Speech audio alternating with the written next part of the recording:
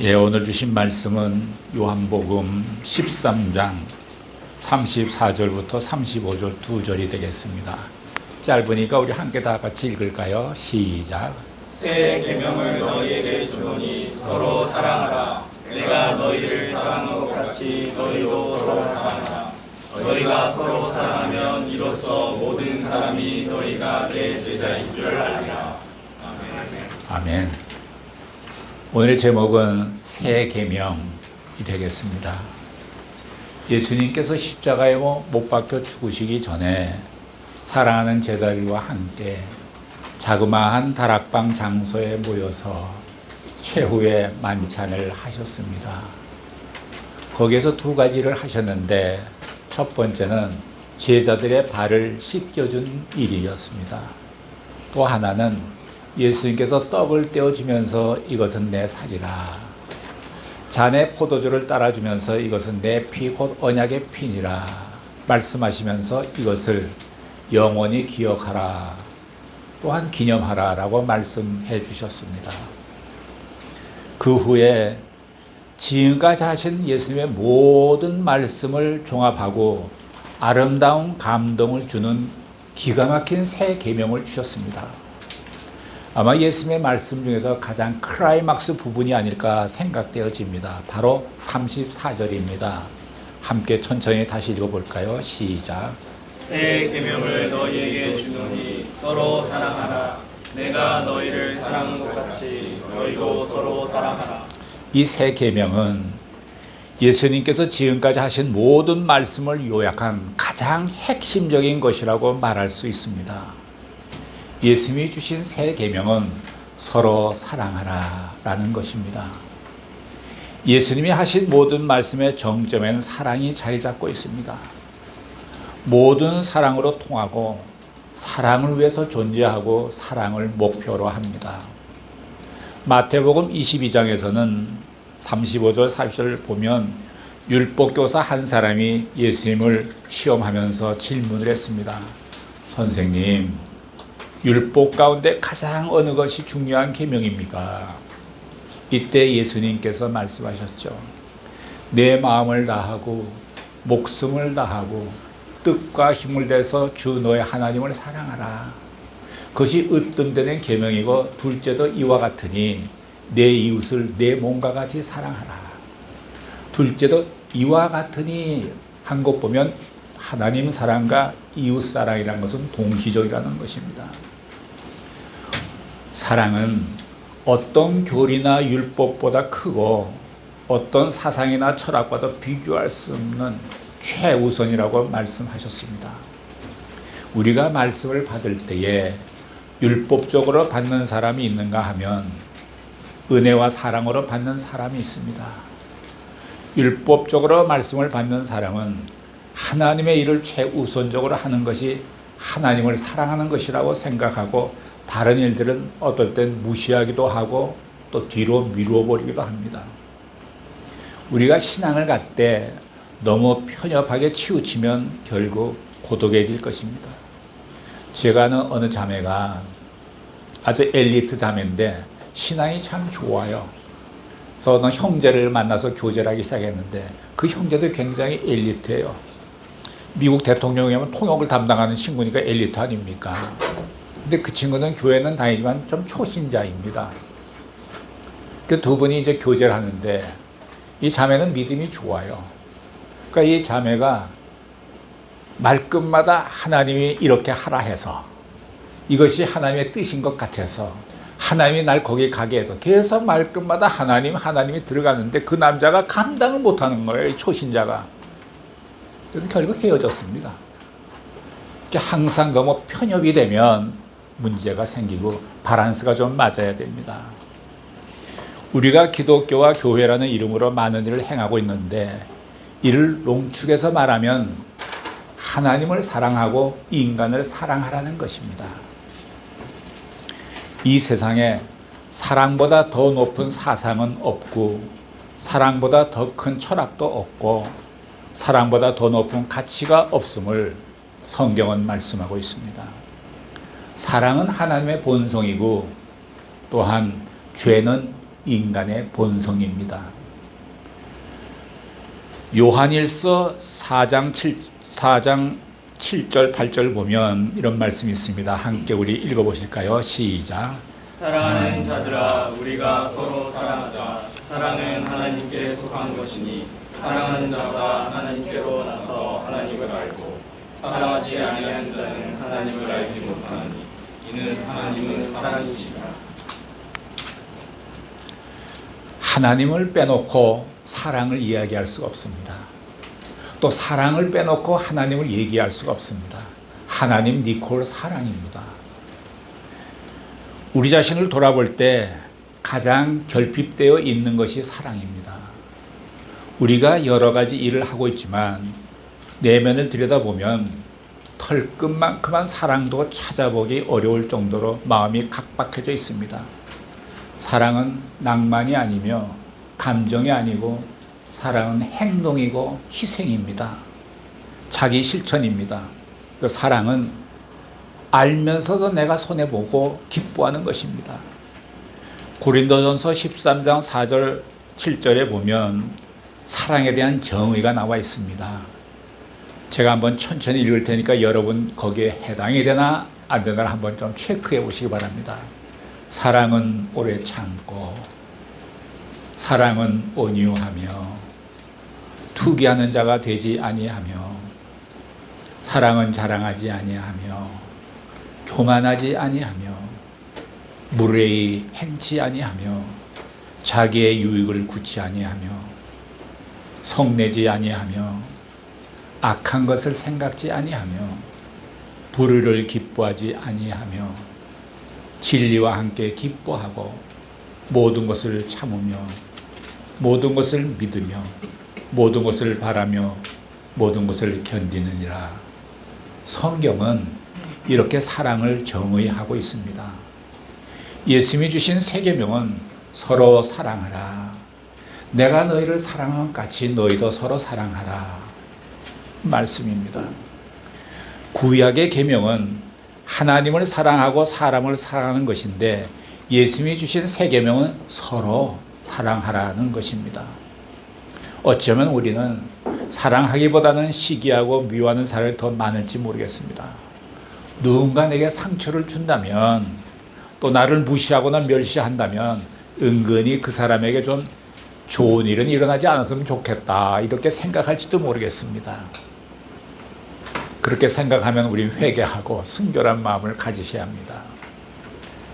사랑의 기준은 우리가 불쌍히 여기고 우리의 도덕성과 윤리성을 만족시키는 것이 아니라 예수님이 우리를 사랑하신 것 같이 우리도 하나님을 사랑하면서 서로 사랑하는 것입니다. 첫째는 사랑의 대상입니다.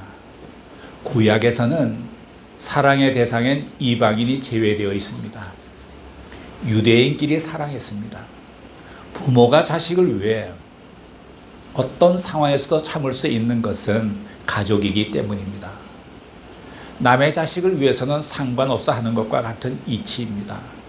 구약의 사랑은 하나님께 선택받은 동족끼리라는 한계가 있었습니다. 그러나 예수님이 주신 세 계명은 사랑의 대상을 구분하지 않습니다. 모든 민족과 열방을 포함해서 유대인이나 이방인이나 지혜로운 자나 미련한 자나 늙은이나 젊은이나 그리고 성별이나 언어의 장벽을 넘어서 사랑하라는 것입니다. 사랑이라고 모두 같은 사랑이 아닙니다.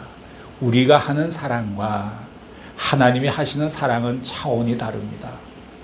우리의 기준이 아닌 하나님이 사랑하시는 기준을 예수님이 새 계명으로 주신 것입니다. 둘째는 사랑의 한계입니다. 구약의 사랑은 용서와 더불어서 채찍과 징계라는 한계가 있었습니다. 그러나 예수님이 말씀하신 사랑은 한계가 없습니다. 원수까지 사랑하고 원수를 위해 목숨까지 버리는 사랑입니다. 베드로는 예수님께 죄에 대한 용서를 7번까지 해야 하느냐고 물었습니다. 베드로의 용서는 7번이 최대의 용량입니다. 그러나 예수님은 7번씩 70번이라도 용서하라고 말씀하셨습니다. 즉 용서에 한계가 없다는 뜻입니다. 우리 한국 사람의 정세는 3세번이야, 마지막이야, 앞으로 국물도 없어, 뭐 이렇게 얘기하지 않습니까? 이 개념이 다른 거죠. 셋째는 사랑의 방법입니다. 구약에서 사랑의 방법은 율법과 명령입니다. 율법에 어긋나고 명령에 따르지 않으면 죄가 됩니다. 그러나 예수님의 사랑은 의무적이거나 율법적이지 않습니다. 예수님이 사랑하시는 방법은 먼저 본을 보이는 것입니다. 예수님의 사랑은 십자가입니다. 십자가의 사랑은 조건 없이 희생하는 무한하고 영원한 것입니다. 우리가 경험해 본 적도 가져본 적도 없는 사랑을 예수님은 십자가에서 보여주셨습니다. 로마서 5장 5절에 보면 이런 말씀이 있습니다. 소망이 부끄럽게 아니함은 우리에게 주신 성령으로 말미암아 하나님의 사랑이 우리 마음에 부음바 됨이니, 사랑은 이성이나 훈련이나 노력으로 의지로 되는 것이 아니고 성령으로 부어주신다는 것입니다. 성령으로 말미암아 하나님의 사랑을 우리에게 부어주신다는 말씀입니다. 어느 가정에 그 며느리가 시어머니를 섬기는데 한 18년간 섬겼어요. 근데 그 남편이 그 막내인데 18년 전에 시아버지가 돌아가신 후 이 시어머니가 나는 막내가 좋다, 그래서 막내하고 살겠다, 그래서 형도 있는데 막내하고 살게 됐습니다. 그러니까 많은 짐이 막내 며느리에게 지워지게 됐습니다. 그래서 섬기는데 처음엔 열심히 했는데 점점 너무 힘든 거예요. 너무 싫어지는 거예요. 얼마나 싫으냐면은 큰 아파트에 사는데 어쩌다 살다 보면 이렇게 지나가다 스치는 경우가 있잖아요. 그러면 그냥 소름이 쫙 끼칠 정도로 이 며느리가 너무 힘든 거예요. 그렇게 한 18년간 했는데 도저히 같이 못 살겠는 거예요. 그래서 며느리가 하나님께 기도를 했습니다. 하나님, 내 생명을 데려가든지 시어머니를 사랑할 수 있는 사랑의 마음을 주시든지 둘 중에 하나 응답해 달라고. 하나님이 뭘 응답하겠어요. 그 어느 날 보니까 며느리가 이 시어머니를 딱 보니까 처음으로 우리 시어머니야말로 불쌍하구나 하는 마음이 소록소록 들어오더래요. 과부로 18년 동안 지냈는데 얼마나 쓸쓸하고 적적했을까, 외로웠을까. 난 그래도 남편이 있잖아, 이러면서 처음으로 그 시어머니가 불쌍히 여기는 마음이 생기더래요. 그러면서 그 다음부터는 정말 마음을 실어서 시어머니를 이렇게 대했는데, 이게 바로 성령께서 하나님의 사랑을 그 며느리에게 부어준 거예요. 하나님이 부어준 그 사랑으로 지금 며느리가 시어머니를 보게 된 거고 사랑하게 된 거예요. 사랑은 성령이 우리에게 부어주셔야 됩니다. 그래서 이제 한 1년 동안을 잘 섬기는데 또 한 1년 지나니까 또 치매에 걸렸어, 이 시어머니가. 그러니까 얼마나 더 힘들어졌습니까?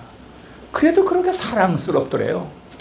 같이 그냥 목욕탕에 가서 같이 목욕도 하고, 마치 자기 애를 이렇게 다독거리듯이 시어머니를 그렇게 다독거렸는데, 그래서 자기가 18년을 고생하면서 이렇게 섬겼는데, 그다음에 한 1년 지나 치매 걸리고 또 한 1년 있다가 시어머니가 돌아가셨어요. 그러니까 2년 동안은 정말 마음을 실어서 성령이 부어준 사랑으로 섬긴 거예요. 18년 동안 섬길 때는 그 남편이 하나도 안 변하더니 마지막 2년 동안에 남편이 확 변하더래요. 그 남편이 장로가 됐다고. 그래서 이제 잘 알아요. 그래서 제가 그거를 보면서, 그렇지, 사랑은 내가 결심해서 되는 것도 아니고 의지로 되는 것도 아니고 노력으로 되는 것도 아니고 성령께서 하나님의 사랑을 나에게 부어주어야 내가 사랑할 수 있다, 이겁니다. 여름에 강한 소낙비가 내리듯이 우리 마음의 성령으로 사랑의 소낙비가 강하게 임하기를 축원합니다. 예수님의 사랑과 우리의 사랑은 대상, 한계, 방법 등 모든 면에서 차원이 다릅니다. 예수님의 사랑은 관념적이지 않습니다. 아주 구체적입니다. 배고프면 먹을 것 주시고, 목마르면 물을 주시고, 외로우면 따뜻하게 위로해 주십니다. 우리들이 신앙생활 할 때나 사랑할 때 관념적으로 하기가 쉽습니다. 공부는 했으니까. 사랑이란 무엇일까? 그냥 따뜻하게 애정을 가지고 돌봐주고 궁휼한 마음을 가지고 접근하고 위로하고 격려하는 것이 아니겠습니까? 배려하는 것이 아니겠어요? 저희 딸이 그 캐나다 밴쿠버에 살고 있는데 거기 우리 손녀딸이 하나 있습니다. 지금은 뭐 장성했지만 아주 어릴 때에 거기는 그러니까 다민족이 모여 있는 것이나 비슷해요. 학교를 가는데 엄마가 어느 날 햄 샌드위치 2개를 점심으로 싸줬어요. 학교 가서 먹는데 점심 때 먹는데 옆에 있는 그 벵글라데시 소녀가 있는데 그냥 아무것도 안 갖고 왔더래요. 그래서 자기 2개가 있는 그 햄 샌드위치 하나를 자기가 안 먹고 걔를 줬대요. 근데 2개니까 이거 우리 엄마가 싸준 거 참 맛있는 거다. 하나 먹어봐 하고 줬는데 걔가 탁 거절하더래요. 난 돼지고기 안 먹어. 이 이슬람이거든요. 그래서 거절당한 거예요. 그래서 이제 집에 와서 엄마한테 그런 얘기 하니까 엄마가 너 그것 때문에 상처받았겠구나 하더니 아니 난 아무렇지도 않아 뭐 그랬대요. 그리고 나서 며칠 후에 그 반 아이들이 그 벵글라데시 그 소녀를 굉장히 이지매를 했대요. 너 저리 가. 너 냄새나. 너 냄새나 저리 가. 그래서 걔가 이제 교실 구석 가서 이제 앉아서 엉엉 울고 있는 거예요. 그래서 우리 손녀딸이 보니까 안 됐어서 그냥 그 옆에 가서 가만히 앉아 있었대요. 무슨 말 하겠어요? 가만히 앉아만 있었대. 그랬더니 그 반 아이들이 보고 나서 조금 찔렸는지 다 와서 차례로 와서 쏘리 하고 가더래요. 이게 남을 배려하는 거죠. 그것도 사랑이죠. 사랑은 관념적이 아니고 행동이고 실천입니다. 예수님께서 제자들의 발을 씻겨주신 것은 육체적 노동을 포함하고 있습니다. 말과 생각만으로만 사랑한 것이 아닙니다. 예수님께서 제자들의 발을 씻기신 후에 젖은 발을 수건으로 닦아 주시며 깨끗이 마무리해 주셨습니다. 진정한 사람은 다른 사람들이 하기 꺼려하는 것 먼저 나서서 하는 것입니다. 나도 싫어요. 너도 싫어요. 그런 것을 할 때에 사랑한 거, 감동을 주게 됩니다. 우리의 사랑은 어떻습니까? 지나치게 자기 중심적인 사랑이 아닙니까? 어느 한 사람을 사랑한 것 같지만 알고 보면 자신을 위한 사랑인 경우가 참 많습니다. 특히 사람이 죽었을 때 가족이나 친지가 죽으면 거기 가서 이렇게 하면 통곡합니다. 이렇게 말합니다. 난 이제부터 어떻게 살라고 하면서 통곡을 합니다. 난 어떻게 하란 말이야. 울고불고 합니다. 죽은 사람이 불쌍한 것이 아니라 앞으로 자기가 살아갈 일을 걱정하는 것뿐입니다. 제가 아는 80대 되신 권사님께서 사위가 목사인데 그 사위가 60대 초반에 암에 걸려서 죽었어요. 돌아가셨어요. 근데 그 권사님 말씀이 뭐 내 앞에서 그러더라고요. 아니 내 장례식을 치러줄 사위가 먼저 갔다니 라면서 자기 연민에 막 울더라고요. 다 자기 중심적인 사랑이더라고요.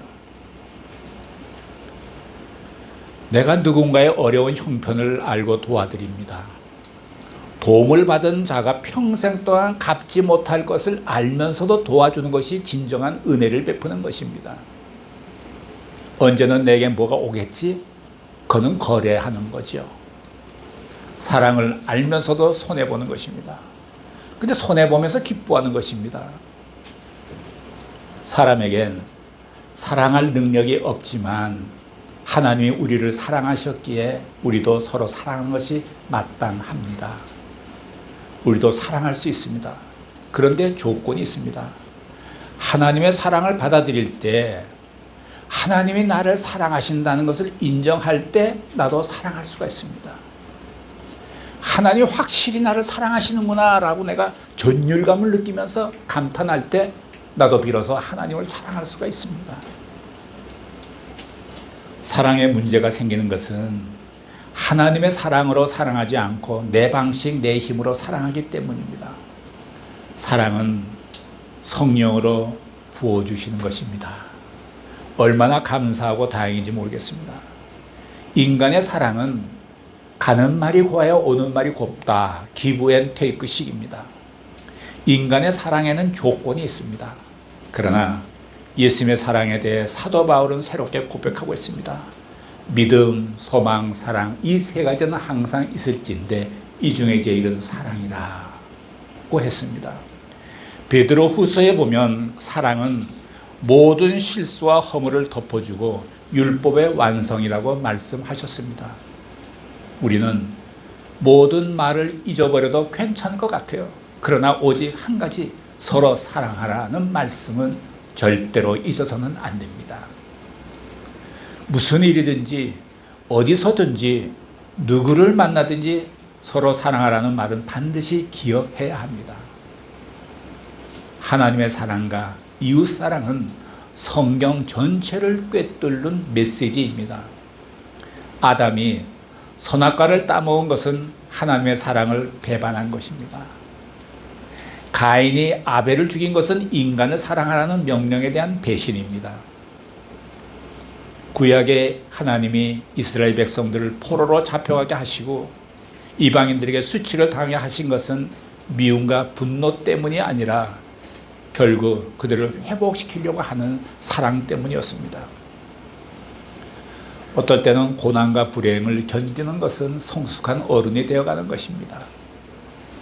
우리는 주일에 하나님께 예배를 드림으로써 하나님에 대한 사랑을 표현하고 교회에 나서서 일상생활로 돌아가서는 이웃사랑을 실천해야 합니다.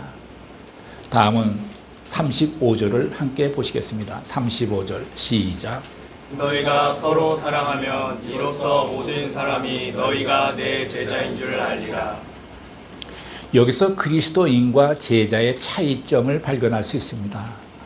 그리스도인이라 하면은 예수를 믿고 세례를 받아 하나님의 자녀가 된 사람을 말합니다.